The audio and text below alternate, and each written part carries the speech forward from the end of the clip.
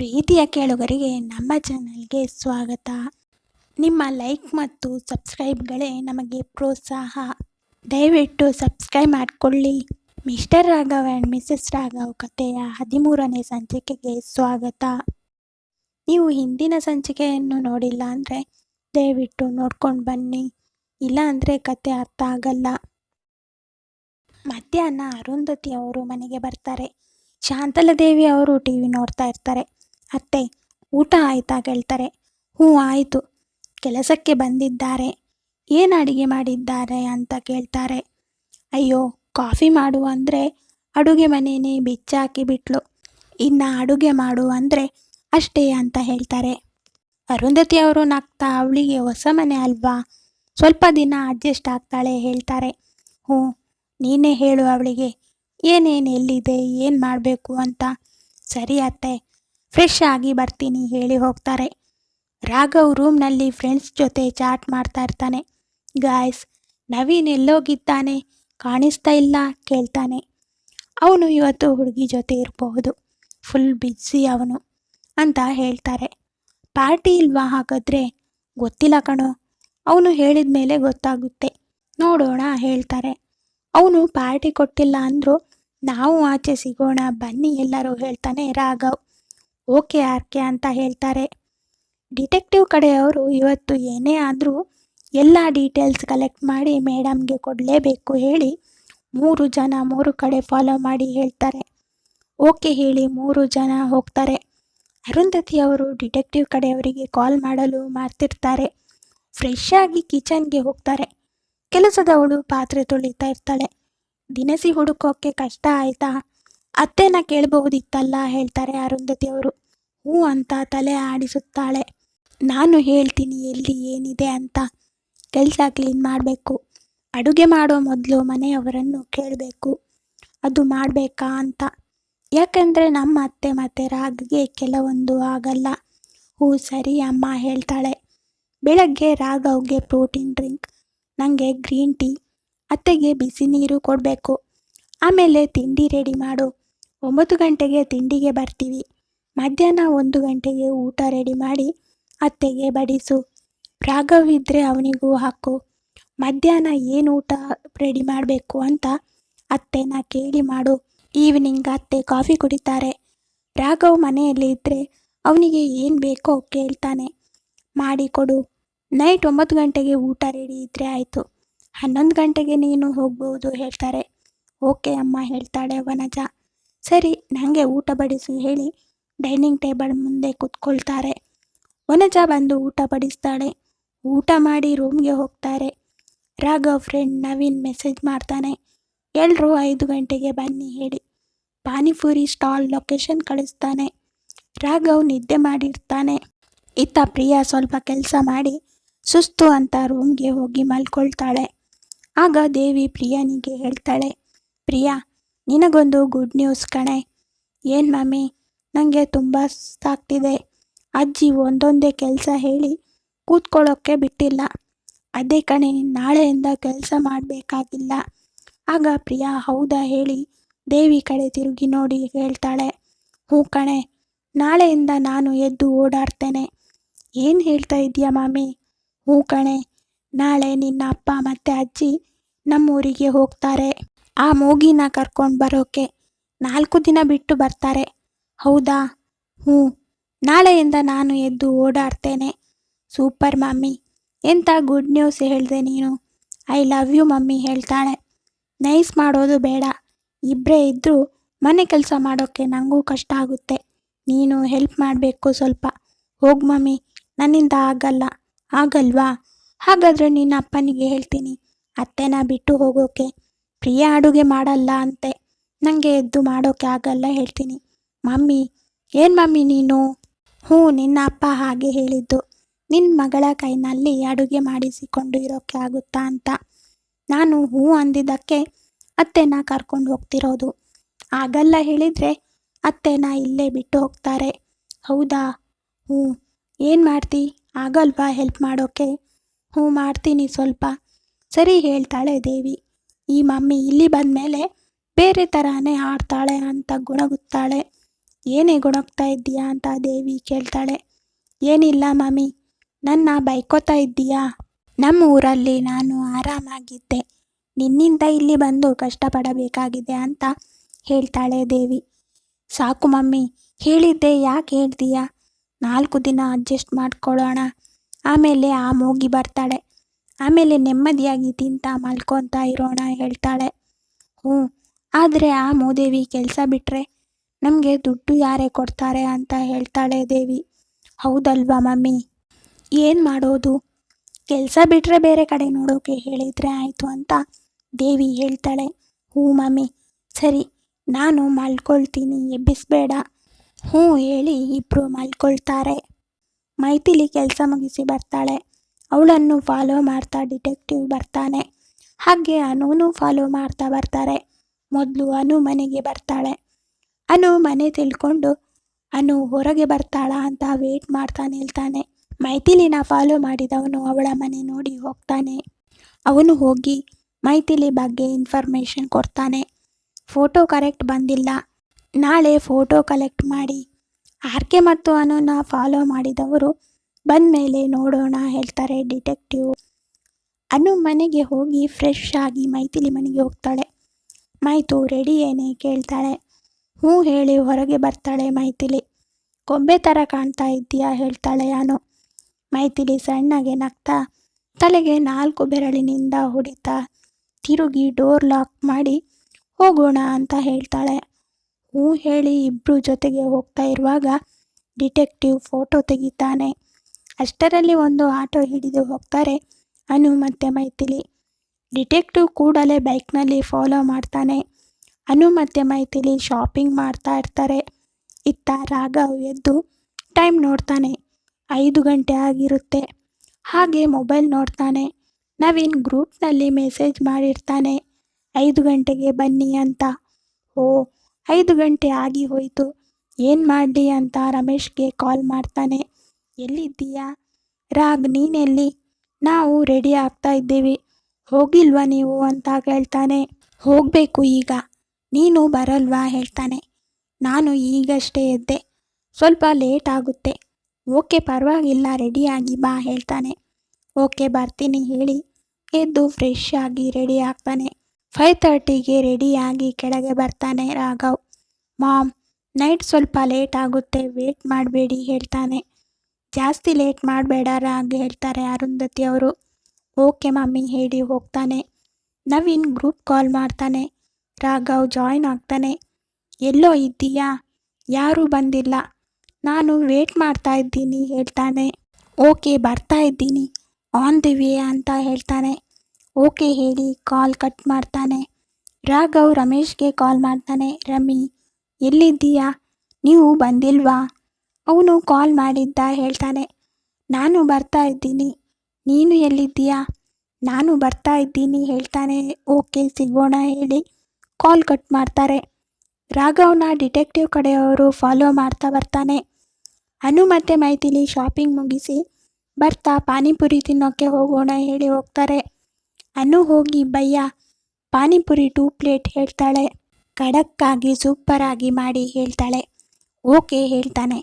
ರಾಘವ್ ಹೋಗುವಾಗ ಮೈಥಿಲಿ ಮತ್ತು ಅನುನ ನೋಡ್ತಾ ಹೋಗ್ತಾನೆ.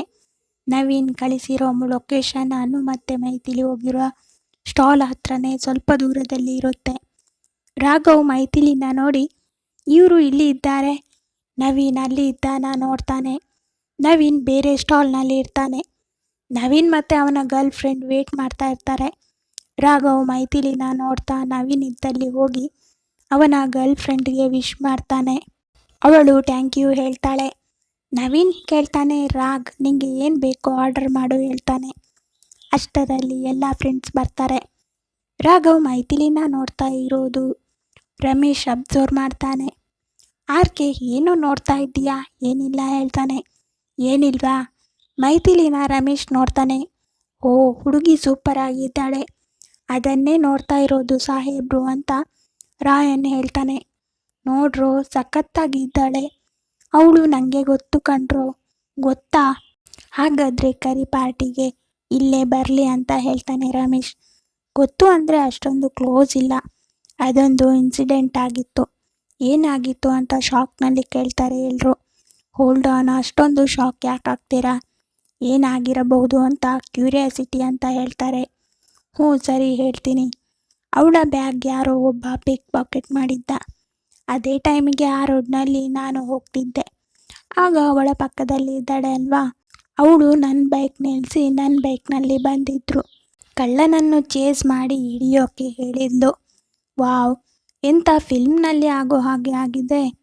ಮುಂದೆ ಏನಾಯಿತು ಅಂತ ಕೇಳ್ತಾನೆ ರಾಯನ್. ರಮೇಶ್ ಹೇಳ್ತಾನೆ, ನಿಜನಾ ಇದು? ಫಿಲ್ಮ್ ಸ್ಟೋರಿ ಹೇಳ್ತಾ ಇದ್ದೀಯಾ ಡೌಟ್ ನನಗೆ ಅಂತಾನೆ. ನಿಜ ಕಣೋ, ಫಿಲ್ಮ್ ಸ್ಟೋರಿ ಯಾಕೆ ಹೇಳಿ, ಬೇಕಾದರೆ ಆ ಹುಡುಗಿನ ಕೇಳಿ ಹೇಳ್ತಾನೆ ರಾಘವ್. ಓಕೆ, ಮುಂದೆ ಏನಾಯಿತು? ಮುಂದೆ ಕಳ್ಳನ ಹಿಡಿದು ಬ್ಯಾಗ್ ಅವಳಿಗೆ ಕೊಟ್ಟೆ. ಹೌದಾ? ಆದರೆ ಅವಳು ಮಾತೇ ಆಡಿಲ್ಲ. ಅವಳು ಪಕ್ಕದಲ್ಲೇ ಇದ್ದಾಳೆ ಅಲ್ವಾ, ಅವಳು ದೊಡ್ಡ ಬಜಾರಿ, ನಮ್ಮ ಆಫೀಸ್ನಲ್ಲಿ ವರ್ಕ್ ಮಾಡೋದು ಅವಳು. ಹೌದಾ? ಅವಳನ್ನು ನಾನು ನೋಡ್ಕೋತೀನಿ ಅಂತ ಹೇಳ್ತಾನೆ ರಾಯನ್. ಅವಳನ್ನು ನಿನ್ನಿಂದ ನಿಭಾಯಿಸೋಕೆ ಆಗಲ್ಲ, ತುಂಬ ಬಾಯಿ ಬಡ್ಕಿ ಅವಳು ಅಂತ ಹೇಳ್ತಾನೆ ರಾಘವ್. ನೋಡೋಣ ಬಾ, ಇಬ್ರು ಹೋಗಿ ಮಾತಾಡಿ ಬರೋಣ ಹೇಳ್ತಾನೆ ರಾಯನ್. ಬೇಡ ಹೇಳ್ತಾನೆ ರಾಘವ್. ಹೇ ಬಾರೋ ಅಂತ ಹೇಳ್ಕೊಂಡು ಹೋಗ್ತಾನೆ. ಅನು ಮತ್ತು ಮೈಥಿಲಿ ಪಾನಿಪುರಿ ತಿಂತಾ ಇರ್ತಾರೆ. ರಾಘವ್ ಬರೋದು ಅನು ನೋಡ್ತಾಳೆ. ಮೈತು, ಅಲ್ಲಿ ನೋಡೆ, ಮೆಂಟಲ್ ಬರ್ತಾ ಇದ್ದಾನೆ. ಮೈಥಿಲಿ ನೋಡಿ ಶಾಕ್ ಆಗ್ತಾಳೆ. ಹೋಗೋಣ ಅಂತ ಮೈಥಿಲಿ ಹೇಳ್ತಾಳೆ. ಹ್ಞೂ ನಡಿ ಹೇಳಿ ಪ್ಲೇಟ್ ಅಲ್ಲೇ ಇಟ್ಟು ಹಣ ಕೊಟ್ಟು ಹೋಗ್ತಾರೆ. ಹೇ ಅವರು ಹೋಗ್ತಿದ್ದಾರೆ ಹೇಳಿ ಫಾಲೋ ಮಾಡ್ತಾರೆ. ರಾಘವ್ ಕರೀತಾನೆ, ಹಲೋ ನಿಂತ್ಕೋ ಅಂತ. ಅನು ಮತ್ತು ಮೈಥಿಲಿ ಸ್ಪೀಡಾಗಿ ಹೋಗ್ತಾರೆ. ಇದೆಲ್ಲ ಡಿಟೆಕ್ಟಿವ್ ಕಡೆಯವರು ನೋಡ್ತಾ ಇರ್ತಾರೆ. ರಾಘವ್ ಮತ್ತು ರಾಯನ್ ಓಡಿ ಹೋಗಿ ಅನು ಮೈಥಿಲಿಗೆ ಅಡ್ಡ ನಿಲ್ತಾರೆ. ಕರೆದ್ರೂ ಕೇಳಲ್ವಾ ನಿಮಗೆ ಅಂತ ರಾಘವ್ ಹೇಳ್ತಾನೆ. ಯಾಕೆ ಕರೆದಿದ್ದು? ನಮಗೆ ಲೇಟ್ ಆಯಿತು, ಸೊ ಹೋಗ್ತಿದ್ವಿ ಹೇಳ್ತಾಳೆ ಅನು. ಆಗ ರಾಯನ್ ಹೇಳ್ತಾನೆ, ಏನಿಲ್ಲ, ನಮ್ಮ ಫ್ರೆಂಡ್ ಆರ್ಕೆಗೆ ನೀವು ಗೊತ್ತು ಅಂತ ನಾವು ಪಾರ್ಟಿ ಮಾಡ್ತಾ ಇದ್ವಿ, ನೀವು ಜಾಯ್ನ್ ಆಗಿ ಹೇಳೋಕೆ ಬಂದ್ವಿ ಹೇಳ್ತಾನೆ. ಆಗ ಅನು ಹೇಳ್ತಾಳೆ, ಇವರು ಯಾರು ಗೊತ್ತಿಲ್ಲ ಹೇಳ್ತಾಳೆ. ಗೊತ್ತಿಲ್ಲದೆ ಇರೋರು ಕರೆದ್ರೆ ನಾವು ಬರೋಲ್ಲ ಹೇಳ್ತಾಳೆ. ರಾಘವ್ ಕೋಪದಲ್ಲಿ, ಗೊತ್ತಿಲ್ವಾ, ಮೊನ್ನೆ ಆಫೀಸ್ನಲ್ಲಿ ಸುಮ್ಮನೆ ಇದ್ದೆ, ನೆಕ್ಸ್ಟ್ ಇದೇ ಕಣೆ ನಿಂಗೆ ಹೇಳ್ತಾನೆ. ಅನು ಭಯದಲ್ಲಿ ಹೇಳ್ತಾಳೆ, ಸರ್ ಅದು ನೀವು ನಮ್ಮ ಬಾಸ್ ಅಲ್ವಾ, ನಾವು ಕ್ಲೋಸ್ ಇಲ್ಲ ಅಂತ ನನ್ನ ಮಾತಿನ ಅರ್ಥ ಹೇಳ್ತಾಳೆ. ನೋಡೋ ಪ್ಲೇಟ್ ಚೇಂಜ್ ಹೇಗೆ ಮಾಡಿದ್ಲು ಅಂತ ಹೇಳ್ತಾನೆ ರಾಘವ್. ನಮಗೆ ಲೇಟ್ ಆಯಿತು, ಹೋಗ್ತೀವಿ ಸರ್ ಹೇಳ್ತಾಳೆ ಅನು. ಆಗ ರಾಯನ್ ಹೇಳ್ತಾನೆ, ನಾವು ಡ್ರಾಪ್ ಕೊಡ್ತೀವಿ, ಜಾಯ್ನ್ ಆಗಿ ಪಾರ್ಟಿಗೆ ಹೇಳ್ತಾನೆ. ಬೇಡ, ನಾವು ಬರಲ್ಲ ಹೇಳಿ ಹೊರಡುವಾಗ, ನಿಲ್ಲಿ, ನೀನೊಬ್ಬಳೇ ಮಾತಾಡ್ತಾ ಇದ್ದೀಯಾ, ಅವಳು ನನಗೆ ಟ್ಯಾಂಕ್ಸ್ ಹೇಳಿಲ್ಲ ಮೊನ್ನೆ, ಟ್ಯಾಂಕ್ಸ್ ಹೇಳಿ ಹೋಗಿ. ಸರ್ ನಾವು ಒಟ್ಟಿಗೆ ಟ್ಯಾಂಕ್ಸ್ ಹೇಳಿದ್ದೇವೆ ಅವತ್ತು, ನಿಮಗೆ ನೆನಪಿಲ್ಲ ಹೇಳ್ತಾಳೆ ಅನು. ನೀನು ಒಬ್ಬಳೇ ಹೇಳಿದ್ದು, ಬ್ಯಾಗ್ ಅವಳದು, ಅವಳೇ ಹೇಳಬೇಕು ಹೇಳ್ತಾನೆ. ಟ್ಯಾಂಕ್ಸ್ ಹೇಳೋಕ್ಕೆ ಆಗಲ್ಲ ಅಂದರೆ ನಮ್ಮ ಪಾರ್ಟಿಗೆ ಜಾಯ್ನ್ ಆಗಿ ಅಂತ ರಾಯನ್ ಹೇಳ್ತಾನೆ. ಆಗ ರಾಘವ್ ಸಡನ್ನಾಗಿ ಗುರಾಯಿಸಿ ರಾಯನ್ನ ಮುಖ ನೋಡ್ತಾನೆ. ರಾಯನ್ ಸಾರಿ ಅನ್ನೋ ಹಾಗೆ ಸನ್ನೆ ಮಾಡ್ತಾನೆ.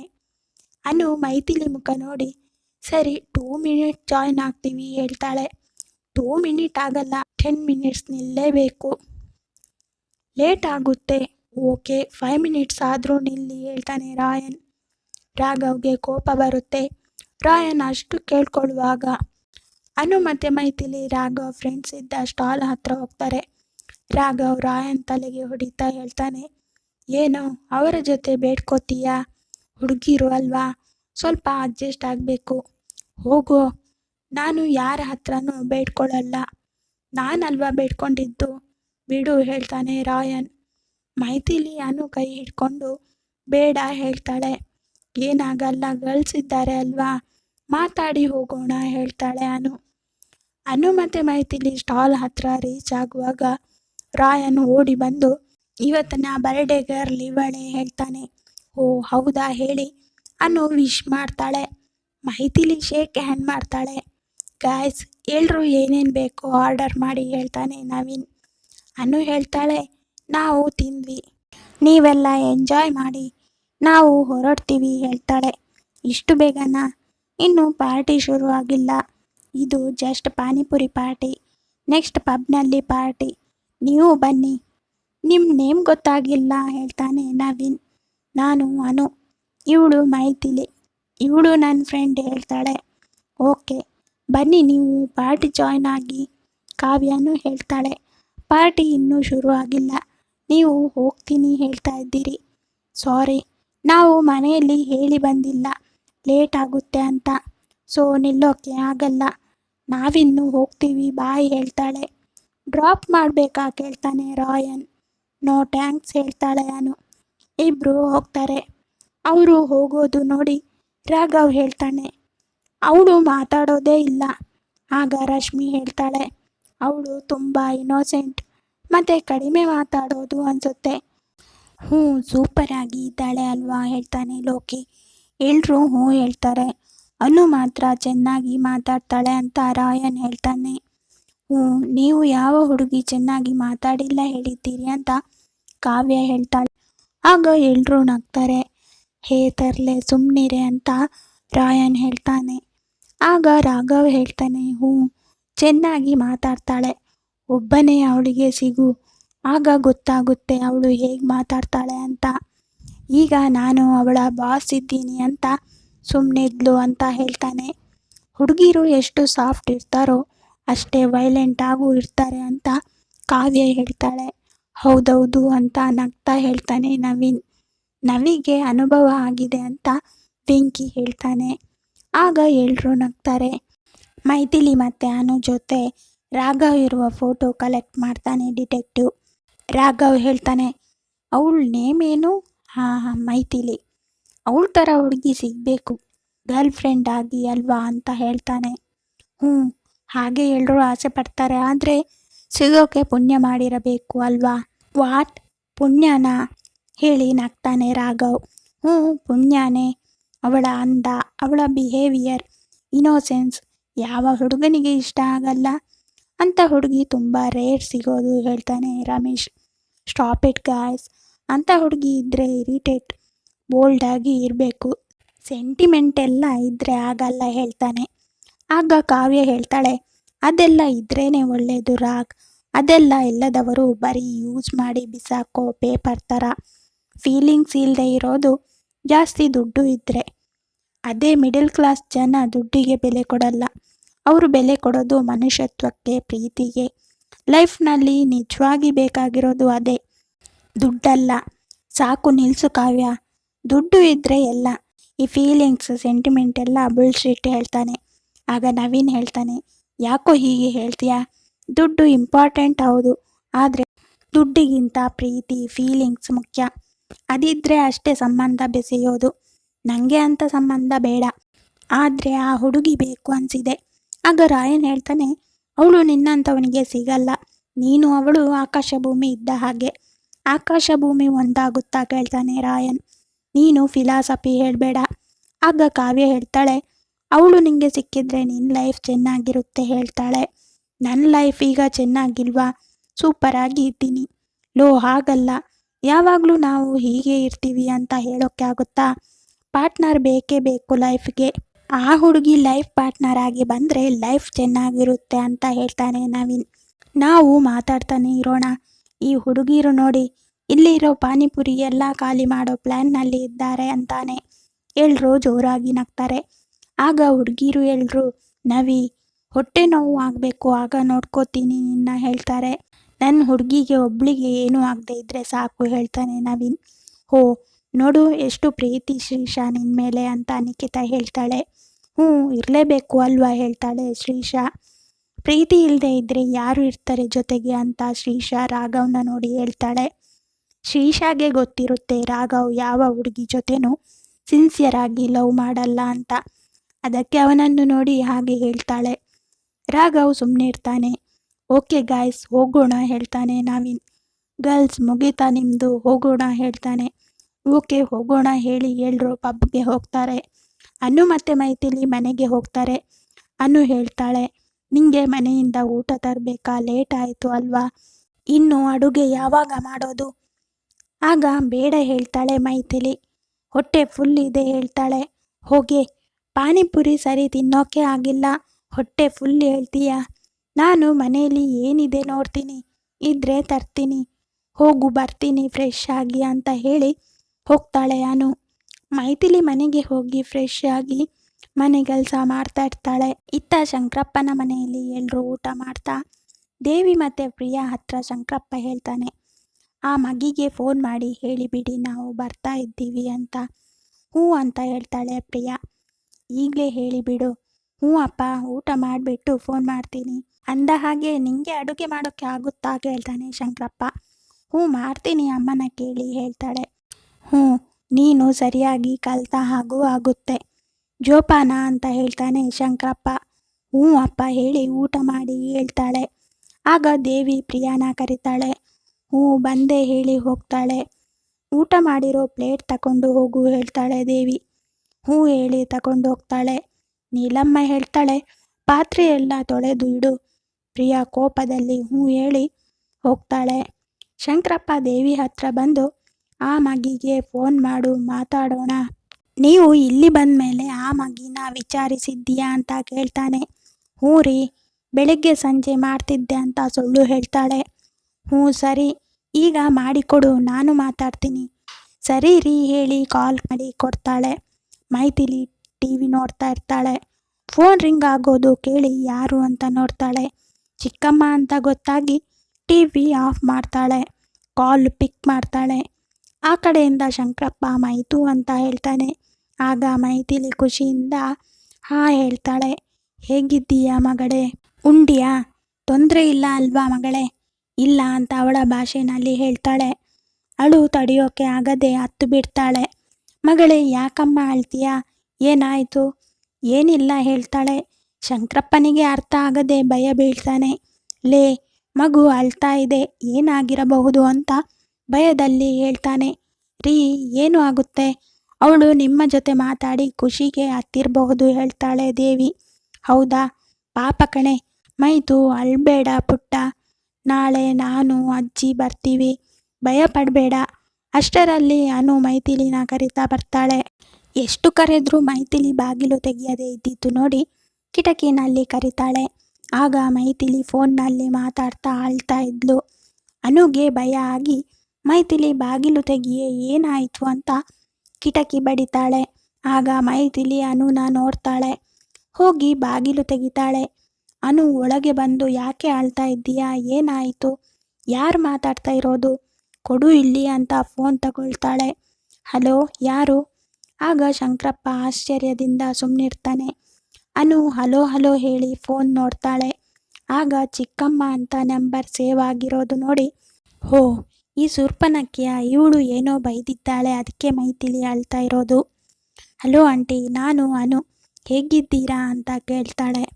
ಆಗ ಶಂಕರಪ್ಪ, ಹೋ ನೀನ ಮಗಳೇ, ಮೈತು ಅಳ್ತಾ ಇದ್ಲು, ನನಗೆ ಗಾಬರಿ ಆಯಿತು. ಯಾಕೆ ಅಳ್ತಿದ್ಲು ಗೊತ್ತಿಲ್ಲ ಅಂಕಲ್, ನಾನು ಈಗಷ್ಟೇ ಬಂದೆ. ನಿಮ್ಮ ಜೊತೆ ಮಾತಾಡಿ ಖುಷಿಗೆ ಅಳ್ತಿರ್ಬೋದು, ನಾನು ನೋಡ್ಕೋತೀನಿ, ನೀವು ಗಾಬರಿ ಆಗಬೇಡಿ. ಹ್ಞೂ ಪುಟ್ಟ, ನಾಳೆ ನಾನು ಬರ್ತಾ ಇದ್ದೀನಿ ಅಲ್ಲಿಗೆ, ಮೈತುಗೆ ಹೇಳಿಬಿಡು, ಹಾಗೆ ಸಮಾಧಾನ ಮಾಡ್ಕೊಳ್ಳೋಕೆ ಹೇಳು. ಹ್ಞೂ ಅಂಕಲ್, ಅವಳ ಜೊತೆನೇ ಇರ್ತೀನಿ, ನೀವು ಹುಷಾರಾಗಿ ಇರಿ ಹೇಳಿ ಕಾಲ್ ಕಟ್ ಮಾಡ್ತಾಳೆ. ಮೊಬೈಲ್ ಪಕ್ಕದಲ್ಲಿ ಇಟ್ಟು ಮೈತು ಯಾಕೆ ಅಳ್ತಾ ಇದ್ದೆ, ಅಂಕಲ್ಗೆ ಭಯ ಆಗೋಗಿದೆ, ನೀನೊಬ್ಳು ಎಲ್ಲದಕ್ಕೂ ಬೇಜಾರು ಮಾಡ್ಕೊಳ್ತಿ, ನಾಳೆ ನಿನ್ನ ಅಂಕಲ್ ಬರ್ತಾರಂತೆ. ಮೈಥಿಲಿಗೆ ಖುಷಿಯಾಗುತ್ತೆ. ಮೈಥಿಲಿ ಅನು ಕೈ ಹಿಡಿದು ನಗ್ತಾ ಅಳ್ತಾ ಅನು ಮುಖ ನೋಡ್ತಾ ಇರ್ತಾಳೆ. ಅನು ಮೈಥಿಲಿ ಕೆನ್ನೆ ಮೇಲೆ ಕೈ ಇಟ್ಟು ಅಳ್ಬೇಡ ಹೇಳಿ ಕಣ್ಣೀರು ಒರೆಸುತ್ತಾಳೆ. ನಮ್ಮ ಮನೆಯಲ್ಲಿ ಚಪಾತಿ ಇತ್ತು, ತಗೊಂಡು ಬಂದೆ, ಬಾ ಇಬ್ರು ತಿನ್ನೋಣ ಹೇಳ್ತಾಳೆ ಅನು. ಅಡುಗೆ ಮನೆಗೆ ಹೋಗಿ ಚಪಾತಿ ಪ್ಲೇಟ್ಗೆ ಹಾಕಿ ತರ್ತಾಳೆ ಅನು. ಮೈಥಿಲಿ ಬೇಡ ಹೇಳ್ತಾಳೆ. ಸುಮ್ಮನೆ ತಿನ್ನು, ಇಲ್ಲ ಅಂದರೆ ತಿನ್ನಿಸ್ತೀನಿ ಹೇಳ್ತಾಳೆ. ಆಗ ಮೈಥಿಲಿಗೆ ನಗು ಬರುತ್ತೆ. ನಗಬೇಡ ನೀನು, ತಿನ್ನೋಕ್ಕೂ ಮಕ್ಕಳ ಹಾಗೆ ಆಡಿದರೆ ಇನ್ನೇನು ಮಾಡಲಿ ನಾನು ಹೇಳ್ತಾ ಚಪಾತಿ ತಿಂತಾಳೆ ಅನು. ತಿನ್ನೆ ಅಂತ ಇನ್ನೊಮ್ಮೆ ಹೇಳ್ತಾಳೆ. ಹ್ಞೂ ಹೇಳಿ ಪ್ಲೇಟ್ ಕೈಯಲ್ಲಿ ಇಟ್ಕೊಂಡು ತಿನ್ನೋಕೆ ಶುರು ಮಾಡ್ತಾಳೆ. ಇತ್ತ ಅರುಂಧತಿ ಅವರು ಆಫೀಸ್ ಕೆಲಸ ಮಾಡ್ತಾ ರೂಮ್ನಲ್ಲಿ ಇರ್ತಾರೆ. ಡಿಟೆಕ್ಟಿವ್ ಕಡೆ ಅವರು ರಾಘವ್ ಮತ್ತು ಮೈಥಿಲಿ ಫೋಟೋ ಕಳಿಸುತ್ತಾನೆ. ಜೊತೆಗೆ ಅನು ಫೋಟೋನು ಇರುತ್ತೆ. ಅರುಂಧತಿ ಅವರು ಏನು ಮೆಸೇಜ್ ಬಂದಿರೋದು ಅಂತ ನೋಡ್ತಾರೆ. ರಾಘವ್ ಹುಡುಗಿರ ಜೊತೆ ಇರೋ ಫೋಟೋ ನೋಡಿ ಶಾಕ್ ಆಗ್ತಾರೆ. ಫೋಟೋ ಕ್ಲಿಯರ್ ಇರುವುದಿಲ್ಲ. ಇವಳು ಅದೇ ಮೈಥಿಲಿ ಅಲ್ವಾ? ಹ್ಞೂ, ಅವಳೇ ಆಗಿರಬಹುದು. ಅವಳಿಗೆ ಮೊನ್ನೆ ವಾರ್ನಿಂಗ್ ಮಾಡಿ ಬಂದರೂ ರಾಘವ್ನ ಬಿಡ್ತಾ ಇಲ್ಲ. ಮೊನ್ನೆ ಹೋದಾಗ ಅವಳು ಇರಲಿಲ್ಲ. ನಾಳೆ ಹೋಗಿ ಅವಳಿಗೆ ವಾರ್ನ್ ಮಾಡಬೇಕು. ಏನು ಹೇಳ್ತಾಳೆ ನೋಡಿ, ಆಮೇಲೆ ಏನು ಮಾಡೋದು ನೋಡಬೇಕು ಅಂತ ಅಂದ್ಕೊಳ್ತಾರೆ. ಅಷ್ಟರಲ್ಲಿ ಡಿಟೆಕ್ಟಿವ್ ಕಾಲ್ ಮಾಡಿ ಎಲ್ಲ ವಿಷಯ ಹೇಳ್ತಾನೆ. ಅವರ ಮನೆ ಅಡ್ರೆಸ್ ಎಲ್ಲ ಸೆಂಡ್ ಮಾಡ್ತೀನಿ ಮೇಡಮ್ ಹೇಳ್ತಾನೆ. ಆಗ ಅರುಂಧತಿ ಅವರು ಥ್ಯಾಂಕ್ಸ್ ಹೇಳಿ ನಿಮ್ಮ ಪೇಮೆಂಟ್ ಕಳಿಸ್ತೀನಿ ಹೇಳಿ ಕಾಲ್ ಕಟ್ ಮಾಡ್ತಾರೆ. ಕತೆ ಮುಂದುವರಿಯುವುದು. ಧನ್ಯವಾದಗಳು. ಈ ಕತೆ ಇಷ್ಟ ಆಗಿದ್ದರೆ ಲೈಕ್ ಮಾಡಿ, ಶೇರ್ ಮಾಡಿ. ಸಬ್ಸ್ಕ್ರೈಬ್ ಮಾಡದವರು ದಯವಿಟ್ಟು ಸಬ್ಸ್ಕ್ರೈಬ್ ಮಾಡಿಕೊಳ್ಳಿ.